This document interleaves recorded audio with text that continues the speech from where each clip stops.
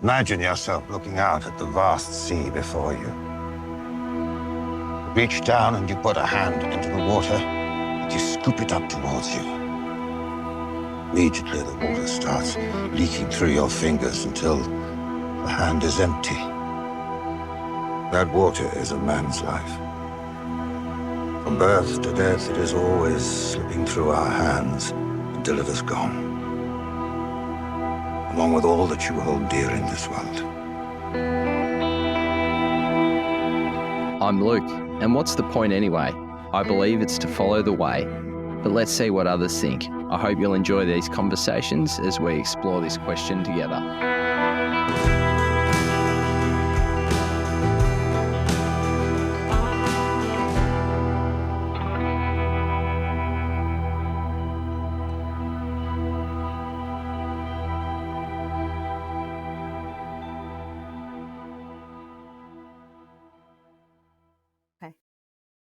Welcome back to What's the Point Anyway? Joining me today is Shelley Sangray, who is a really fascinating guest because she's someone who I followed several years ago and then sort of lost track of, and then recently learnt that she's come to a similar position as me. So I'm basically, Shelley's a mother of 11, which is pretty crazy and pretty cool. Not only is she a mother of 11, but she's a homeschool mum of 11. And she launched a YouTube channel which became sort of wildly popular called There's No Place Like Home, which, correct me if I'm wrong, started out as a channel focused on sort of homeschooling videos and then ended up delving into the deep and wild topics of sort of trutherism and conspiracies and Christian sort of truth, and now has taken another turn again. So I'll let Shelley talk about where that's gone. And thanks so much for coming on. I'm really looking forward to chatting to you. Opening question for you. What's the point anyway? Point is living for Jesus, telling everyone about him and really expanding the kingdom, not giving up, not pulling away from society, but just expanding the kingdom and living for him in each and everything that we do. Perfect. What is, I think a Christian will, actually, maybe I'll disagree with this. I was going to say a Christian would hear that and say, yeah, they understand that. But I think many of us actually have totally different ideas of it. But someone that is a Christian or isn't a Christian, what do you think it means to live for Jesus? For me, it means to be the light to others who may not know him, and even to those who do know him. We are called to be imagers of God, first of all, and a lot of people don't know what that really means. So I think that we should exemplify the characteristics that we've been called to exhibit, the fruits of the Spirit, and to not just live these things verbally, but actually in our actions, showing people, living by example. Yeah. And do you think, because I mean, the world is in an interesting spot, and Christianity, I think in many respects, due to its own doing and perhaps a lot of us not living as the image of God, it has cops a lot of criticism these days. Do you think being the light and being the image bearers is all about converting people to the same beliefs, or is it something different to that? Well, for me, obviously, I would love for people to experience the gift of salvation. Yeah. But the thing is that I can only plant seeds. It's not something that I can ever force anyone to do. But even for those who do not take that route, I think that it's still important to show love, to show humanity, and to just be empathetic towards others. And it's not always easy, It's not like this is something that I do perfectly, because I certainly don't. But it's something that I've been growing in and praying about, and it's something that I hope to just continue growing in for the rest of my life. Yeah. Yeah, I'd agree with that. I think the misconception is that Christianity is just like a cult, and it's, you're doing this just to bring more people into your local church. And I don't know about you, but I'm sort of on and off with even attending a local church. So if anyone thinks I'm a cult member, I don't know who my cult leader. I mean, I think my cult leader is Jesus Christ, but beyond that, I don't know what man it is. But yeah, it should be a joyous people to be around. We should treat. I mean, you read the story, the story of Jesus, and it would be a great person to be around, whether you believed in him or not. I think, mind you, he did say some pretty critical things of people that didn't believe in him, but you read that, and I think people can make up their own minds. What's been your background, Shelley? Did you grow up Christian? Did that change over time? I know your beliefs within Christianity have changed over time, but how did it all start for you? I grew up, my family is mostly, it's called Pennsylvania Dutch. So it's Yeah, a German section of Pennsylvania, and the Lutheran church, the Lutheran denomination is very important to the Pennsylvania Dutch. So my family grew up in that church, but it was more tradition than it was yeah, a relationship with Christ. My parents, well, actually, my father was an atheist. right. But my mother, she would, by tradition, drop me off at church every Sunday. She wouldn't go with me unless it was Christmas Eve or Easter.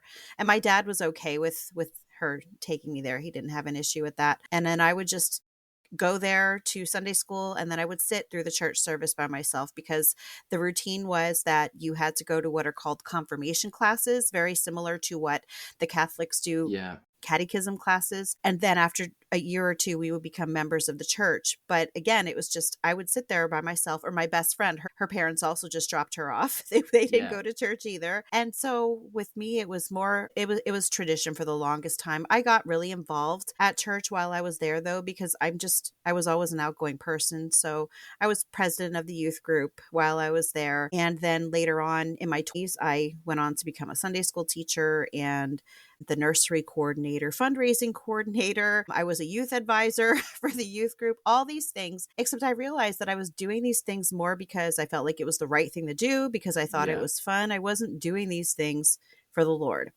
yeah, So eventually we moved about half an hour away, my husband and children and I. And by this point I was pregnant with my seventh child. Everyone yeah, always asks, do you have all those children because you're a Christian? Well, I was pregnant with number seven when I would say that I was truly, that God saved me. So, yeah, and we moved and we started going to a new church because my neighbor had invited me. And that was where I actually understood what it was to have a relationship with Christ. So, yeah.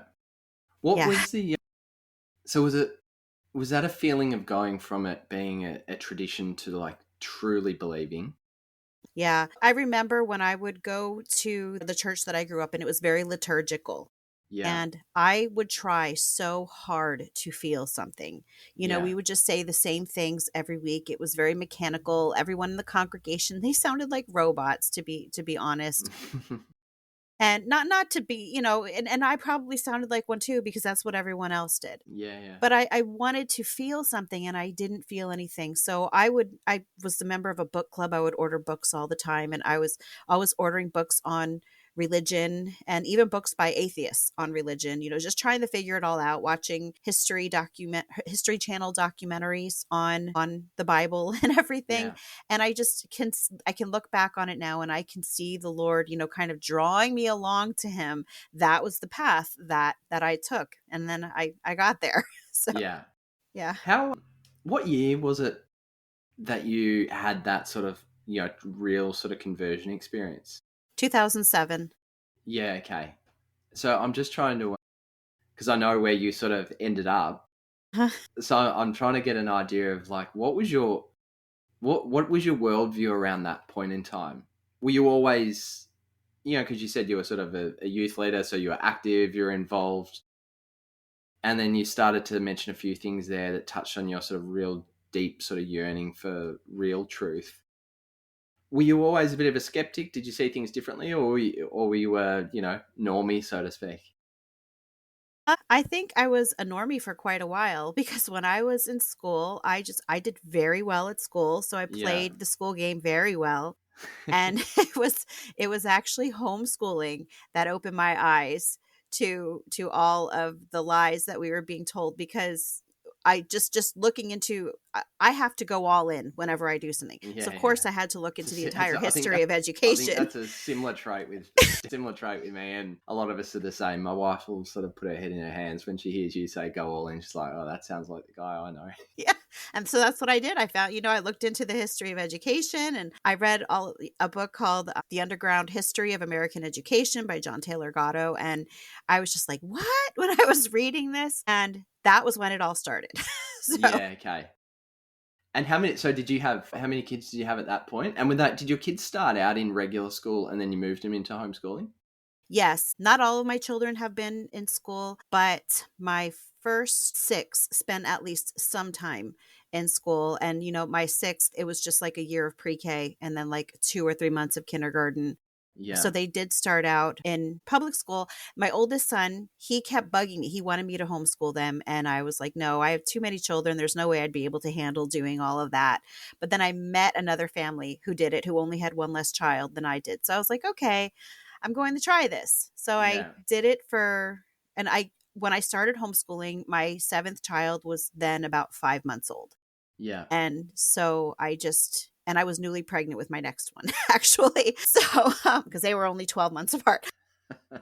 But, I'm just trying to think. Yeah, I'm pretty sure or either it was right before I was Yeah. pregnant with him. But anyway, regardless, I started homeschooling them, did it for 2 years. And then I tried too hard to make it look like school because, like I said, I did well in school. So Yeah. I tried to be a teacher instead of a mom. And Yeah. that was Yeah. a really big downfall. So I sent them back to school for 2 years after the first 2 years. Sounds Yeah. confusing. So my oldest son graduated from public school, but then I took them back out again, and all the rest of them that have graduated have been homeschool graduates. And I still have 5 children who are still school age. So they're all still being Yeah. homeschooled yet. And so what does it look like? Yeah, I'm guessing the way you've described it, the first sort of go at it, you probably got a bit wrong. Once you got into your rhythm with homeschooling, I don't know, what was it? It was probably 8, 9 kids by the point you got into the rhythm. What does a house look like? Well, it took a while for us to get a routine, but what I found for us was that I kind of did things in groups. I had the teens, and then I had the middle kids, like fourth through eighth grade, working together. And then I had the younger kids working together. And so they would do just their language arts or their math by themselves, individually. Yeah. But then they would do history and science and everything else all together. I try to do things very naturally. We don't use textbooks. I Yeah. don't like textbooks at all. I think they're very dry and boring. Yeah. So the only really conventional thing that we do is there's just a math website and then language arts workbooks. Everything else, we go outside a lot, do nature study, have the kids exploring at the creek, watch videos, Yeah. collect things. And then we go to the library a lot. So it's not like we don't use any books, but we use library books and books like that, not textbooks. Yeah. And I really incorporate my children's interests and, what do they like to learn about? And I give them lots of time to explore the things that they want to learn about just Yeah. on their own throughout the day.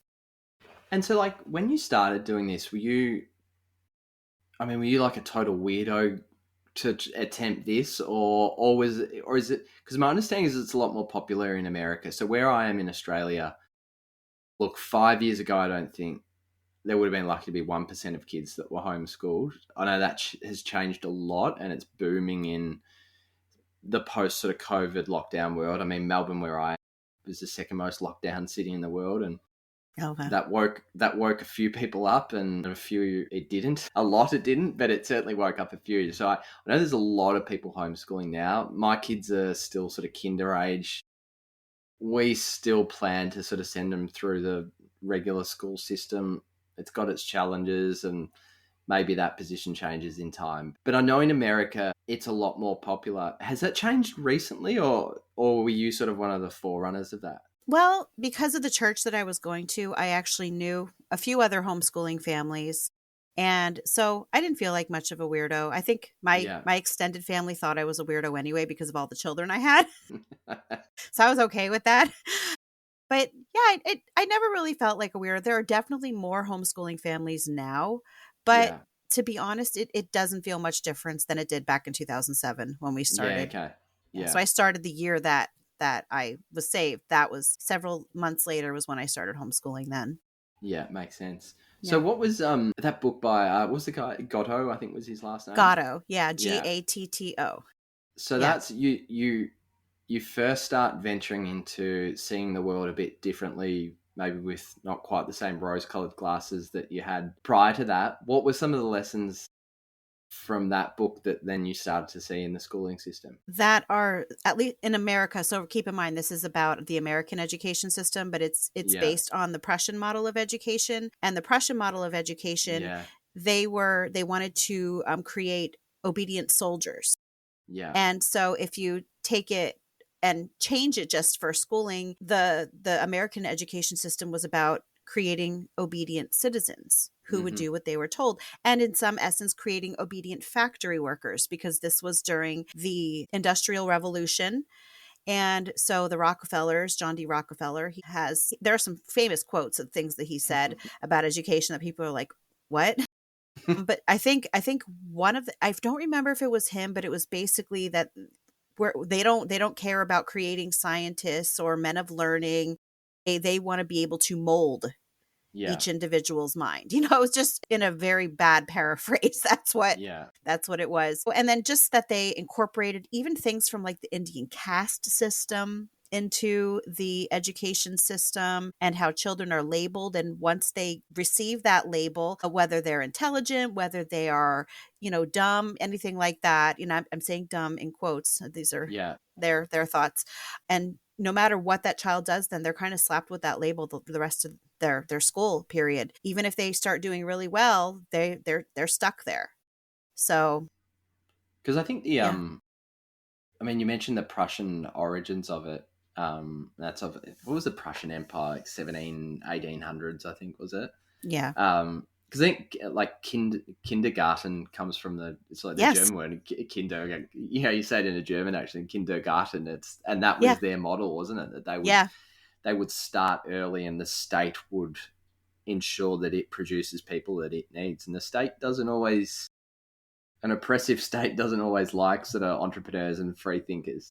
No, nope. That's why, it's so important they use they call it factory schooling. It's kind Yeah. of like, I don't remember the word, the term, but it's just, they do things a certain way, not only to make things easier for the teacher, but because conforming is very, very important. They don't like when people look different, when children look different. That's why so many children are slapped with labels, like ADHD, and whether they have this behavioral issue. And if you look, those are the students who are asking questions, Yeah. and they're pushing back a little bit. So what they do is they kind of give those children a stigma, have other children look down on them, because they don't want children to be nonconformists. Yeah. So it's just, the whole thing is just, and I didn't notice it when I was in school, because like I said, I was one of those students who just did whatever the teacher told me to do. I was fine with that. But now as a mother, and I'm seeing this, I'm like, it is so clear to me that is what was happening, even to children that I went to school with. I remember things specifically like that. Yeah. I was sort of like massively off the rails and sort of a rebel through most of my school, and then switched on for 2 years at the end, and was, quite a high achiever, and, got a really good score, and went to basically the top university here in Australia. But then I always wanted to sort of make money and get into business. So I went into entrepreneurship. And I always had that view on school. I'd never dug into the origins of it, but I always thought the same thing. And I think people naturally get that it's like, I knew that school didn't produce entrepreneurs, and thinking in the ways that schools thought did that.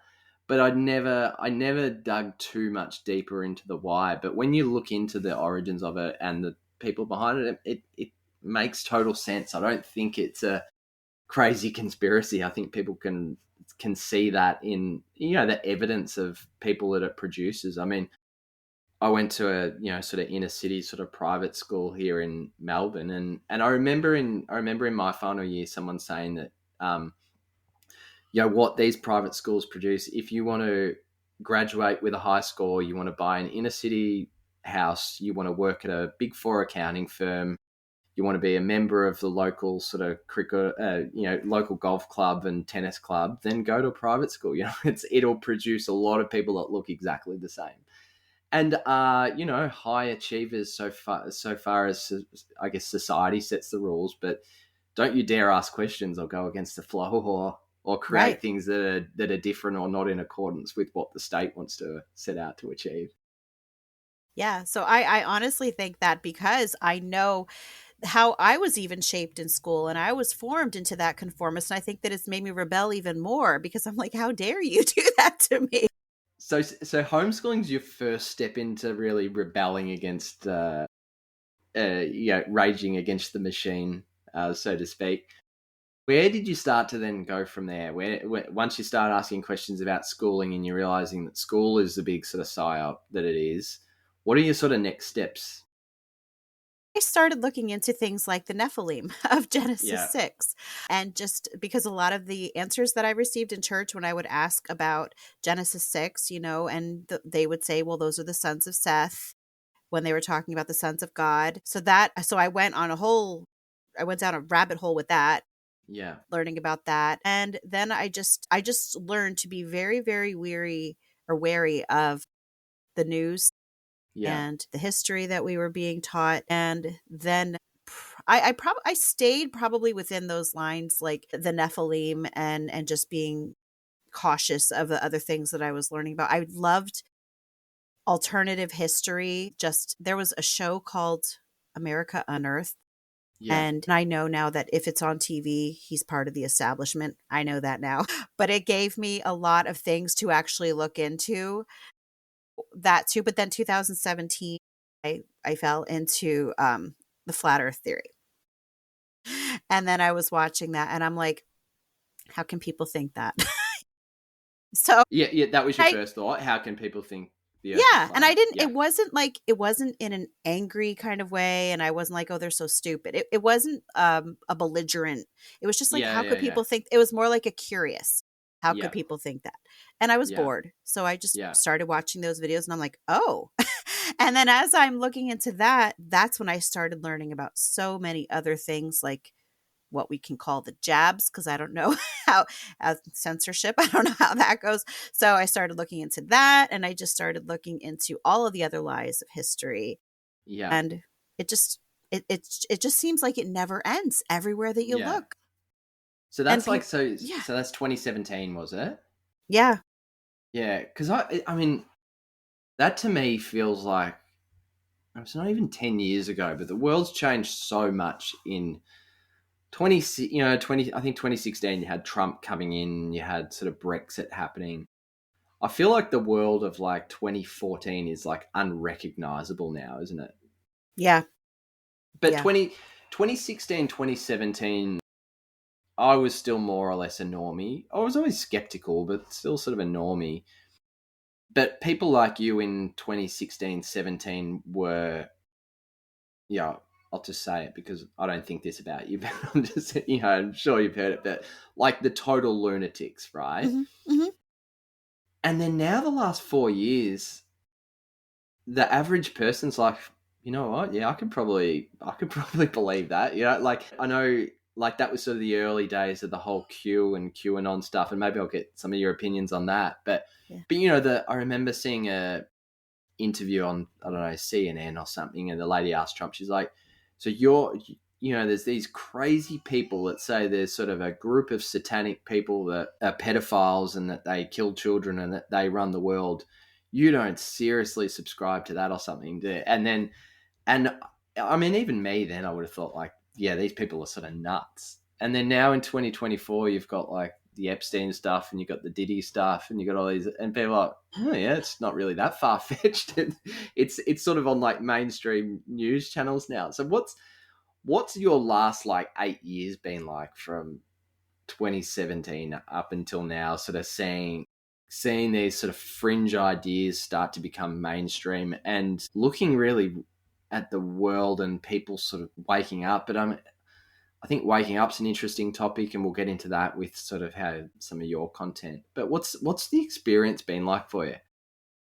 Let me just say that I was very happy to see people waking up, because it would always bother me to see people just talking about everyday, just things that seemed to have that they were completely oblivious to the things that were going on around us while I was looking Mm, into these things. But there was a point where that's all that I did was look yeah, into this stuff. And I didn't talk about it with other people, like other than my husband, and my children. Like yeah, outside, I would go to church. I would have never talked about stuff like that to anyone else, but it was a huge interest of mine. And I spent so much time on it. And then as I'm seeing, especially since 2020, all of these new things that are, well, not new to us, but new things, like you said, that are now coming out, they're on mainstream media. It's vindication for mm, me. But at the same time, I think that it's also, at least highlighted the fact that some of these things that we talk about in this truther community, some people pull that they take them too far. Yeah. And Yeah. the problem is that when you take things too far, that is why the rest of the people that we call normies don't want to pay attention to those things that we're trying to get out there, because who's going to get the most attention? Well, the people who are saying the most out there outlandish things, which do have truth in them. Yeah. But and so that has been a huge issue, and it's frustrating for me, and I'm realizing that at first I was believing all those outlandish things, and I'm like, Yeah. okay, you know what, I know that there are so many things wrong with the world and so much history, but I think that we need to start drawing a line on the really, really outlandish things, and just, which could be true. I'm not even going to Yeah. say that there's no possibility, but more people will listen to us Yeah. if we learn to have a little bit of self-restraint in the way that we express these things. Yeah. Yeah. I see it in a really similar way to you. I mean, my mindset, the way my mind works, I'm quite comfortable digging into crazy ideas and not getting too emotionally caught up in them. I think a lot of people struggle with that. I think they really, on both sides, and the people are like, no, that's just a ridiculous idea. I never want to even hear anything about that. As well as the other end, which is, you say, there's sort of truthers that go down deep rabbit holes and just see patterns in absolutely everything, and it consumes their life. And I think there's elements of trying to find all the answers to everything that's actually really harmful. I think there's a lot of things that we should be comfortable not knowing the Yes. answers to, and that's We're not meant to fine. know everything. We're not meant to know everything. I actually just I really love the topic of conspiracies. I think it hits a piece of my brain that's sort of like, I think it's fun to dig into things and try to find out the answers. If you can do it without letting it consume you, it's really healthy. I definitely got to an unhealthy phase of it, a couple of years ago. Now I'm a lot less interested. I'm really open minded to anything. A lot of Christians, I don't think, are open minded. I think the evidence is that is on the show, and the guests that I'll speak to and have a great conversation with, and have completely different worldviews. But I'd love to devote a little bit of this discussion to digging into some of these theories and having a little bit of fun with them. I wrote a bit of a list. I think we will have to get into to flat Earth, because there's going to be different people who listen to this like, oh, what on earth is a flat earther? So I think we'll get, and I don't even know whether you still do hold to that, but I'll get you to explain that a little bit. I'm not, but I've looked right deep into it, and I'm not triggered by it. I'm fine with. I know there's some people I love and think are super smart that believe in it, and I think it wouldn't surprise me if they're right. I just don't necessarily hold to it myself. But what I thought might be fun is, I've written a list of sort of conspiracy topics. Can you give me like a one sentence initial response to them, and then maybe we'll pick which ones we want to go into a I will bit more. try. I will try. Okay. JFK. That is something that I honestly did not spend a lot of time looking into. Yep. 9/11. That one was very interesting for me for a while, just when coming up with the theory that it was our own government that planned it, and then you start to see all the discrepancies, things that didn't make sense. But again, it wasn't something that I spent a whole lot of time on, but it was actually my oldest son who brought that to my attention the first time. He was in his 20s at the time that he did, so Yeah. that's my thought for now. COVID. Oh my gosh. COVID was, I believe, just a test to see how well everyone would just obey. Yeah. And also, I think a test to see how people would react to each other, how those factions, those division that it could cause, what the reaction is going to be, because then having that sort of information could be very helpful for in the future, depending on whatever it is that they're planning to do. It sounds very conspiratorial as I'm thinking about. The David Icke lizard people. That is something that I also have not looked into that much. I've heard a little bit about reptilian, and a friend of mine sent me an interview that someone who was a servant or I don't remember, she was some sort of worker, we'll say, for the royal family, and had these stories about Queen Elizabeth and Charles shape-shifting and everything into these reptilians. And I did listen to that interview, but I never really looked too far into it. Although I have made a few videos on the possibility that they could be related to what is called the Nakash in the book of Genesis, the serpent-like beings. And, there are also said to have been lizard people that lived under Los Angeles at some point, but then they will say that they just worship lizards. They weren't lizard-like. But so I actually looked into it more than I have, than I thought I did. Maybe just not David Icke related, but I've looked into the whole reptilian thing just a little bit more than I realized until just now. Space and the moon landing. The moon landing, I think, is a completely ridiculous concept. Yeah. Just the fact that they're trying to tell us today that our cell phones are more high tech than the computer that was used to guide them to the moon. It's just like, come on, along with them losing all of the telemetry data, and then them taking the lunar lander and then supposedly fitting the lunar module onto it. And it looks like it was made of aluminum foil and like wooden dowels. So, I just think that's ridiculous to me. Bitcoin and cryptocurrency. That is something I know nothing about at all. What was the next one? Jesus as a Roman invention. Well, that was kind of something that I looked. Remember, I told you that I was looking, that I had books that were written by atheists. That was kind of the idea of one of those books, but I don't believe that he was a Roman invention. Let's just put it that way. That was many years ago. It was like 20 years ago, probably, that I read that book. But I don't. There's too much other evidence, let's just say, on his existence as a real person, historical person, so I don't fall in line with that one. Perfect. And then maybe the last one, flat earth and space, or the shape of the globe in space. Yes. So my thoughts are that it is probably flat. I would say 90%, 95% sure that it is flat. But if someone would actually come to me with some real evidence of it being spherical, I would have to accept it, So I'm not going to pretend to know 100%, because I can't, although there does seem to be more evidence for it being a level surface, and we'll just say more common sense evidence, Occam's razor, so to speak. And so at this point in time, if that would be the case, then space as we know it would not, it wouldn't exist the way that we have been taught. Obviously there's a firmament and there are the sun, moon, and stars up there, but it would not be what we're taught, in science class. And that was actually something that was really hard for me to let go of, because I told you that I was pretty much a normie, but looking back on it, in my childhood, I was a normie who still liked UFOs and Bigfoot and the Loch Ness Monster. So I did like those things. So I was really into sci-fi novels and reading the book by Whitley Strieber. It's called Communion. It's about a guy who's abducted by aliens, supposedly based on a true story. So I was really into that. And I have a great uncle who he passed away many years ago, but he was a contractor for NASA. Yeah.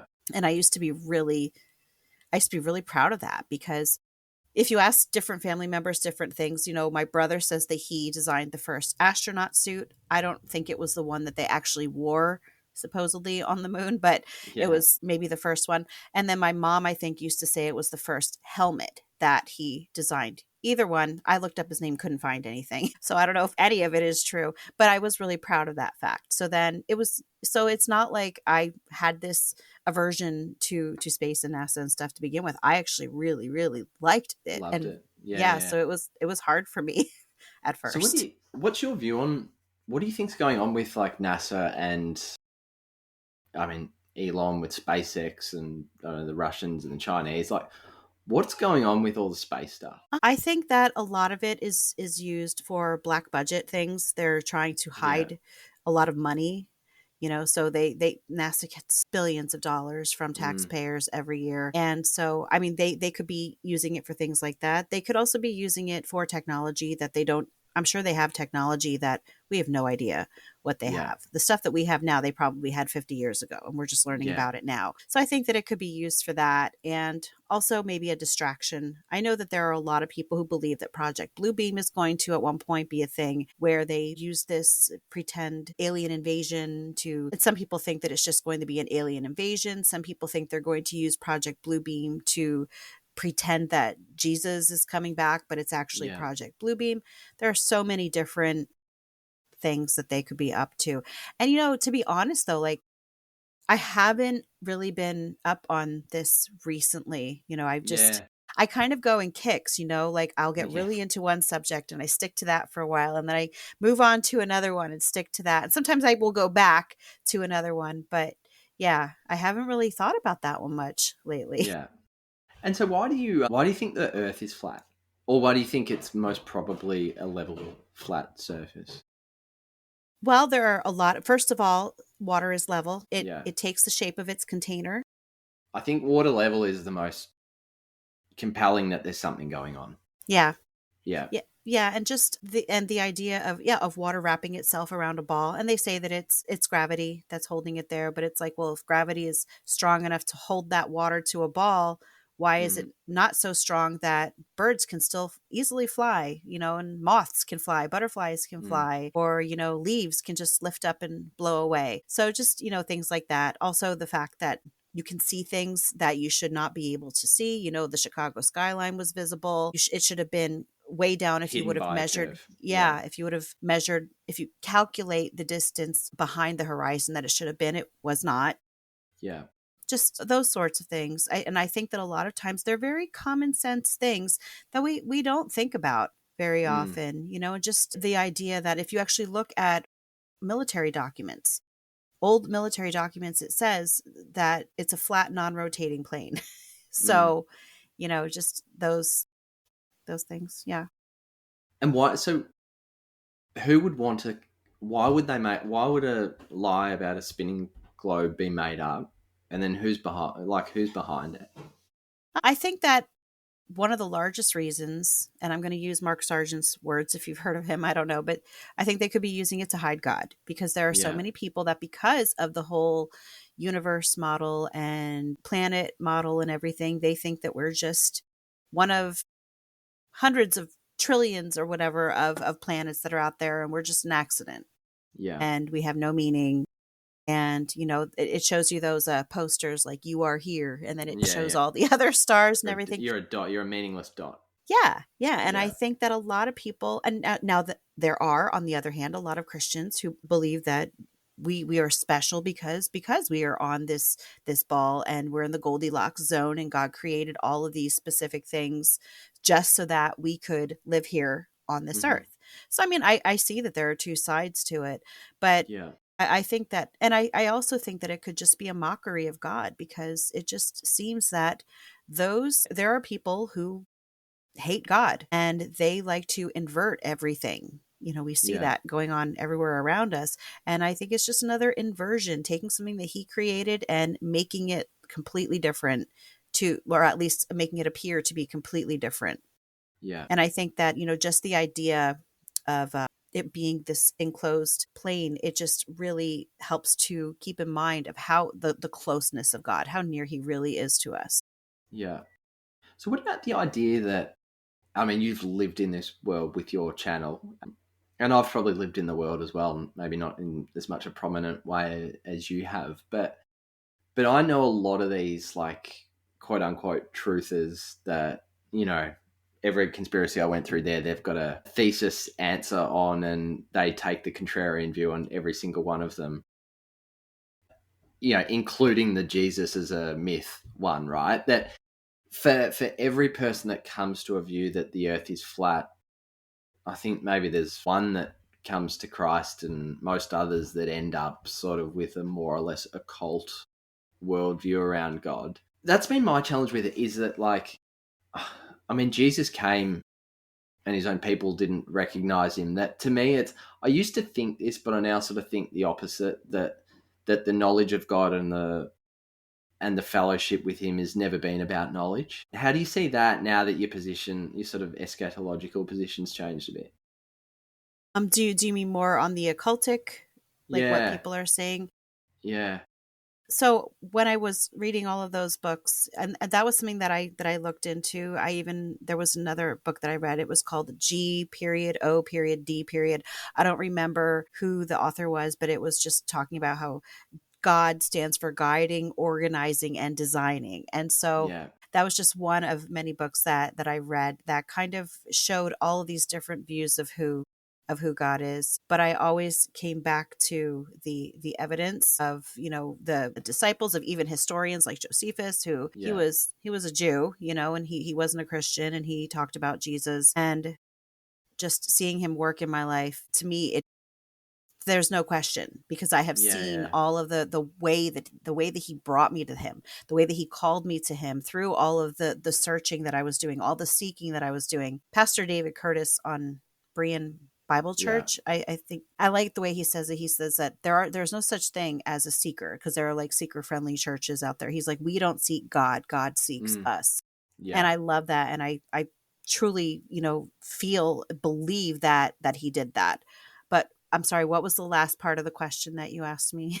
Yeah, I was just trying to get your thoughts around, and I think you have sort of answered it, and I think that's a really important point. But just this idea that I think the same. I think God seeks, right? That you're similar to me, and people have asked me this question. I don't even know if I've got a good answer on it, and yours might be similar to what you've just said about like you're contrarian on everything. You don't trust any of the news. You don't trust any of these things. And now here you are trusting the most famous person in history, Jesus of Nazareth, that he was the son of the living God who came to redeem us. Like, how can you believe?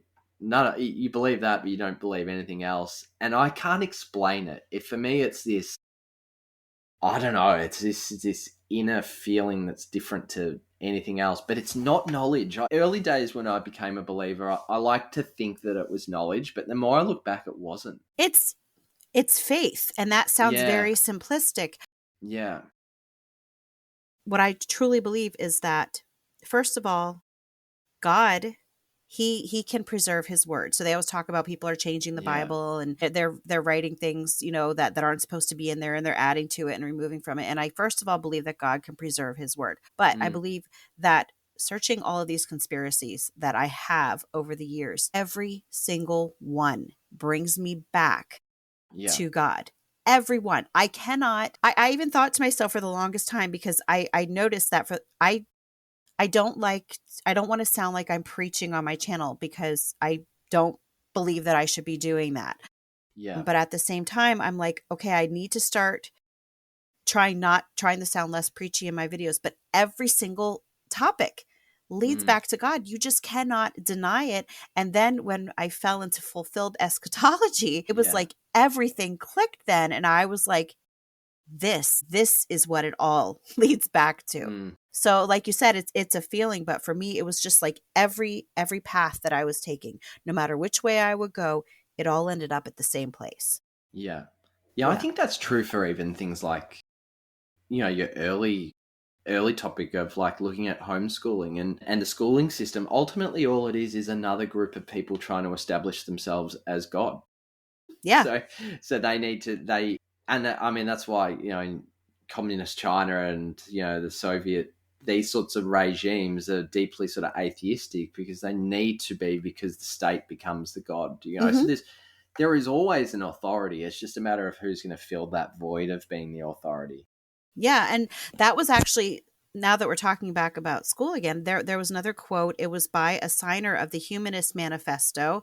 Hmm. I wish I might be able to think of his name afterwards, but he just basically said that, what can a theistic Sunday school do for 1 hour a week when the schools have children for 30 hours a week? It was Yeah, yeah, basically they're taking God away from these children, because they get to have kids 30 hours a week, whereas children are in Sunday school only once a week. He's like, what are they supposed to do? They have nothing yeah, on us. So, and that's a very modern way to say it, because that's not exactly how he said it, but that was the point yeah, that he yeah, was making. Yeah. yeah. So what's the funnest conspiracy that you've dug into? I know there's some that you've really focused on your channel. The most fun, I think, are giants, but I think that you Yeah, can also put in there like trolls and things. I love folklore types of yeah, things, because I believe that there is truth to be found in everything. yeah, yeah, Now, which parts of that are the truth. Sometimes it's hard to sift through it, and again, that might be something that we never actually know on this side of heaven. But but giants, the Nephilim, trolls, even looking at the petrified titans, those sorts of things. Some of it, can just be pareidolia, where you think that you see something, but it's not there. But other stuff, you look at it and you're like, wow, if that's not AI or CGI, then that really looks like it was something. So I think that's the most fun and that's actually the only topic that my children were ever interested in because they don't even watch my videos at all. Like, I think my 11-year-old, she watched my video about the trolls. I think it was trolls, titans, and petrified giants. She watched that, but I think they've never watched any of my other videos. So where did I'd love now to talk a little bit about where all this sort of truther study and your faith combined in one and led you a couple of years ago, which is sort of similar point to me. And then I want to talk about how your more recent sort of understanding has changed that. So, let's go back to, I don't know, 12 months ago, and I've sort of saw it in your videos. You started asking questions on things, and I love the way you call your video series Question the Narrative. And I was watching one recently, and you made the point, which is so good. It's like, you're questioning the narrative. I'm not saying the narrative is wrong. I'm not saying this position is right. I'm just questioning it. I'm looking at it with objectivity. And I love how you've been able to do what so many sort of truther people struggle to do, and hold a position and then change it and say, actually, I got that wrong. So about a year ago, before you started to move into sort of fulfilled eschatology, and you're looking at COVID and you're looking at everything going on, you're looking at sort of everyone waking up, what was your worldview? What did you think was going on? A year ago, I thought that we were living in the short season at that, the short season of Revelation 20. And that was actually something that I learned about because I was interested in the Mudfloods. So I was looking into that. I was looking into Tartaria, that whole conspiracy too. Yeah. And I'm calling it a conspiracy again. I'm not saying that it's not true. That's what I call these topics, just because it's kind of like a way to label them. So I was looking into all of those. And then that was when I came across the idea that this could be the short season. And at that point, I didn't even know what the short season was, even though I had been a Christian for years, because it's not something that is really talked about in church. So I'm like, is there a reason for that? So I started really looking into that idea that we were living in the short season. And then that was a few years ago, though. But last year at this time, I was still believing that. But I was also starting to really understand the timing statements in the Bible. And that was when kind of things started to slowly shift for me, when I started looking at the timing statements, because they do fit in with us living in the short season now, if you only believe some of them. Yeah. So that was really, I think that's where I was at. I'm trying to remember. I think I was, I know I was still believing we were in the short season at this point last year. Because that was my sort of route in as well, that, and the short season, I mean, there's going to be, I think you sort of touched on it there. There's a lot of Christians that will listen to this and be like, what on earth is the short season? But it's this idea that Jesus came in AD 70, established a kingdom here on earth, reigned sort of for 1,000 years, or maybe it was 850 or whatever, whatever it might be. And then we're in the end of that in Revelation 20, where it says that then Satan was loosed from the pit to deceive the nations for a short season or for a little season. And then the end comes where he's devoured with fire. So I was the same. So we're living in this world where everything, and then it's self-fulfilling too when you look at everything, because then you're like, oh, there's deception everywhere. No one believes anything. We don't know our history.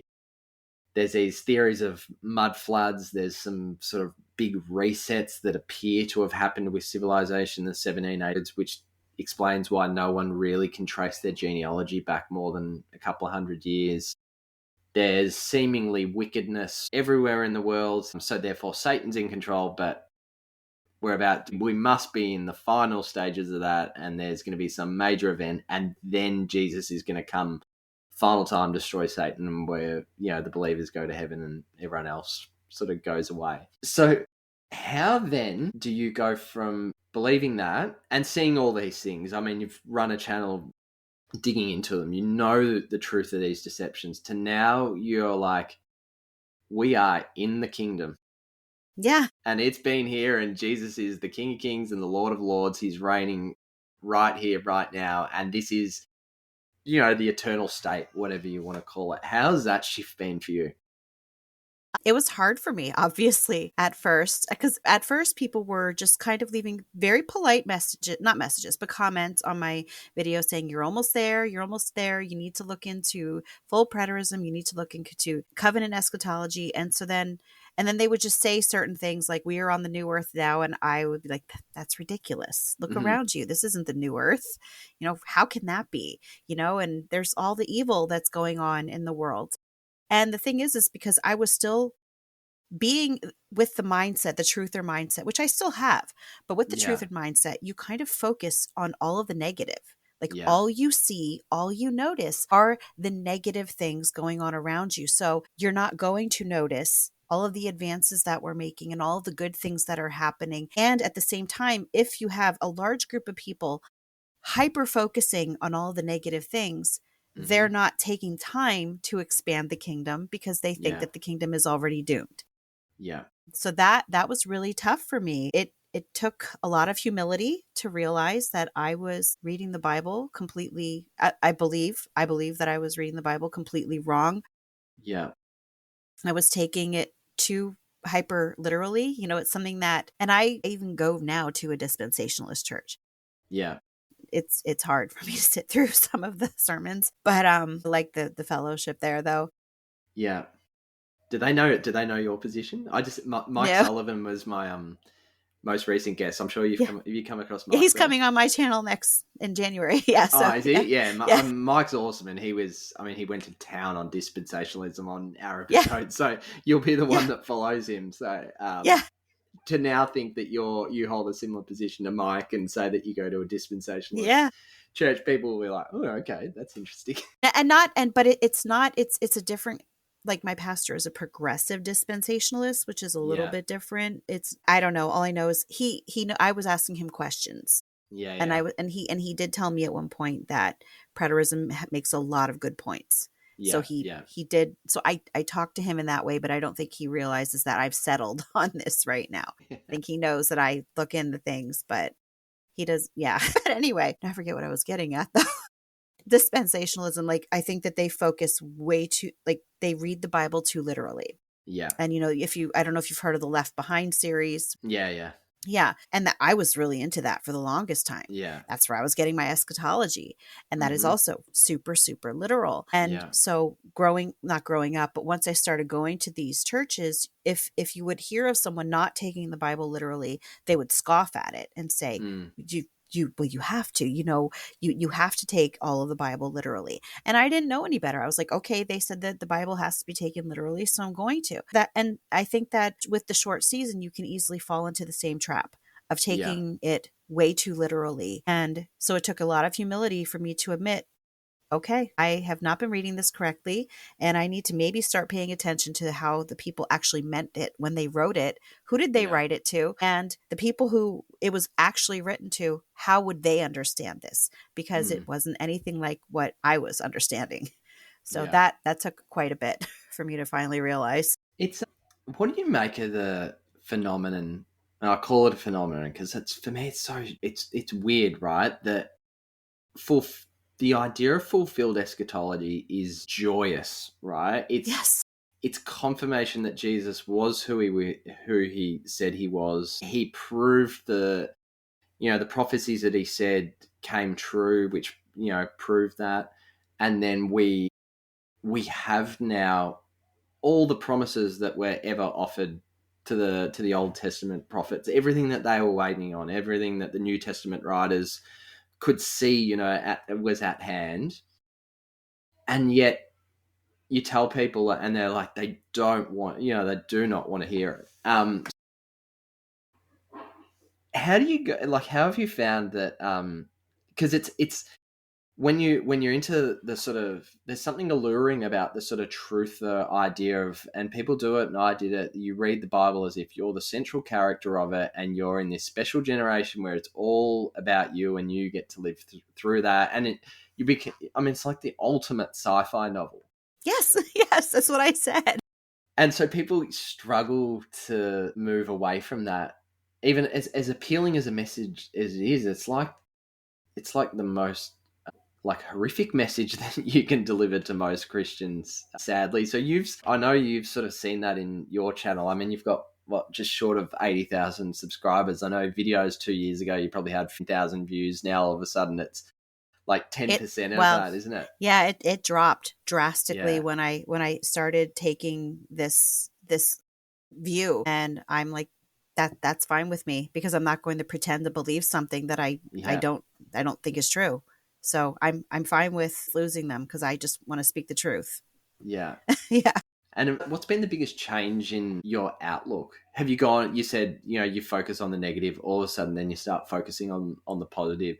Have you really seen the fruits of that in your life?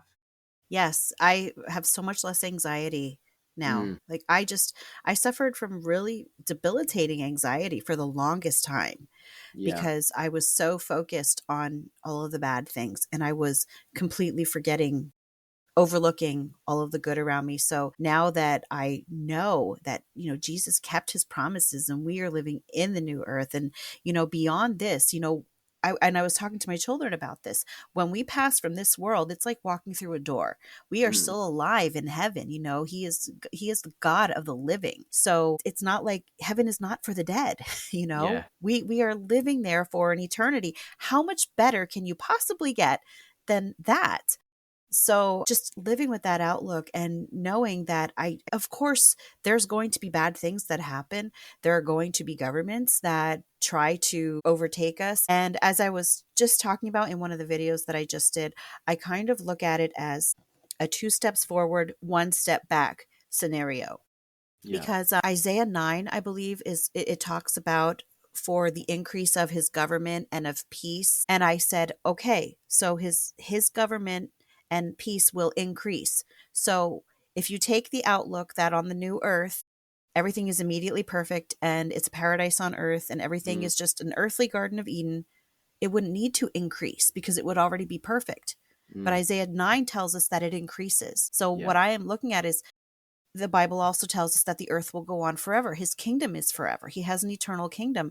So if we look at us now in position to 70 AD early, yeah, and so we look around us and think of all of these things that are so horrific and so bad, but that's because we are so very close to 70 AD, and we need to remember that I believe that the kingdom is going to keep expanding and expanding, like the mustard seed yeah, parable. It is going to keep expanding. And from where we are at right now, especially as a truther, if that's all that you look into, you don't realize how bad things used to be in history. yeah, And it's yeah, hard, because you are very skeptical. What was history actually like? mm, Well, if we read the Bible, and if we read even the things that happened during that tribulation, they were certainly a lot worse than yeah, what, and like you said, everyone is so focused on us, our generation. What does this mean for us? But every generation has been like this. We are very self-centered people. Like, we have always been that way. Every generation has always had the same outlook. So I think that if you put it into perspective, we're very close to 70 AD if you compare us now to eternity. And I think yeah, it's just going to keep expanding and expanding and expanding over time. yeah, yeah. It's a great point. I think, I thought the same. I thought, oh, we must be in. If we're not in the final 7 years, we're in the years just leading up to that. The preparation for that. And then I look back now, I'm like, how ridiculous were we? Like, I lived in a nice house with a family and a silly government, but I still sort of do what I want to do. And I'm complaining about 8% inflation Yeah. and it's sort of anti-Christian messaging on the news. I mean, go read the Book of Acts. Yeah. I wasn't getting stoned. I'm not getting stoned in the street. We've got a long way to go if we're going to go back there. And I think some Christians, actually a lot of Christians, they're almost like wishing we do return to this like hardcore tribulation rather than looking at the good that we've got. But it's a balance, isn't it? I mean, you would be dealing with the same feelings as me, that you can't unsee all these things that you once saw, but now you just see that you can't read the Bible into it. You can't make that all about end time. So the evil still exists, but actually there's a whole lot of good now. So do you see it? Do you see world history as I see it as sort of cyclical and progressive. Yes. I think Mike hit on it really well with his last message. I think we sort of reap what we sow.